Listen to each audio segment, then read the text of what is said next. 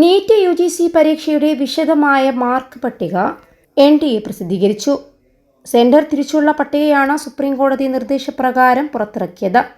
12 മണിക്ക് മുൻപ് NTA വെബ്സൈറ്റിൽ പ്രസിദ്ധീകരിക്കാനായിരുന്നു സുപ്രീം കോടതിയുടെ നിർദ്ദേശം. ഇത് NTA പാലിച്ചു. അതേസമയം ചോർച്ച കേസിൽ റാഞ്ചിയിൽ നിന്ന് ഒരു മെഡിക്കൽ വിദ്യാർത്ഥിനി കൂടി അറസ്റ്റിലായിട്ടുണ്ട്. ഇതുവരെ അറസ്റ്റിലായ മെഡിക്കൽ വിദ്യാർത്ഥികൾ ചോദ്യപേപ്പർ ചോർത്തുന്ന സോൾവർ ഗ്യാങ്ങിൽ ഉൾപ്പെട്ടവരാണെന്നാണ് CBI പറയുന്നത്.